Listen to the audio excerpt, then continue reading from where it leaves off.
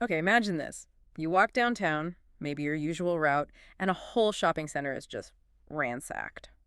Or you hear about a local shop owner, someone you might even know, having to use a gun to fend off robbers. Yeah, it's pretty startling stuff. And these aren't just, hypothetical situations. They're real things happening in U.S. cities right now, Welcome, everyone, to The Deep Dive. where we try to get beneath the surface of the headlines. Exactly. So today we're doing a deep dive into a few really interconnected things happening across cities like Chicago, Milpitas, California, and San Francisco. We're looking at these events that really put a spotlight on, well, challenges to public order, the strain on police, and these really complex, sometimes heated debates about crime and how we handle it.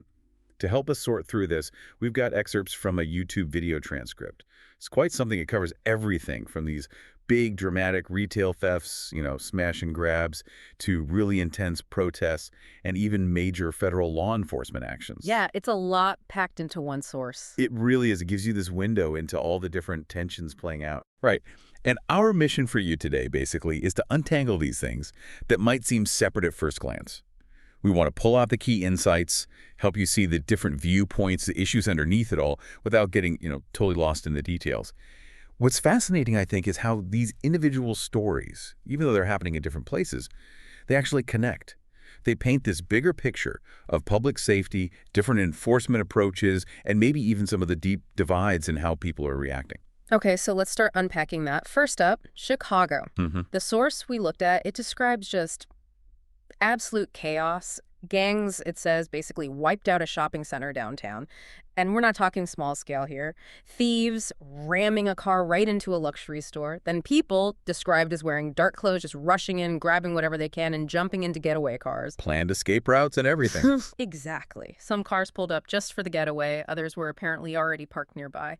Then they just sped off. The source mentioned 3 specific scenes that morning.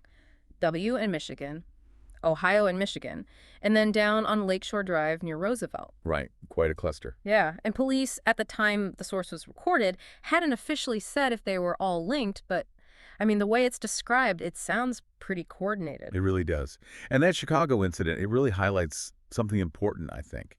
It's how retail crime seems to be evolving. It's gone way beyond, someone slipping something into their bag. Yeah. It's almost like industrial scale looting. These groups seem so organized, so bold. Hustles. Exactly. And that presents a huge challenge for police for the usual ways of responding. The speed, the coordination. It suggests they've really thought about vulnerabilities. Retailers aren't just losing money. They're left feeling incredibly insecure. That phrase,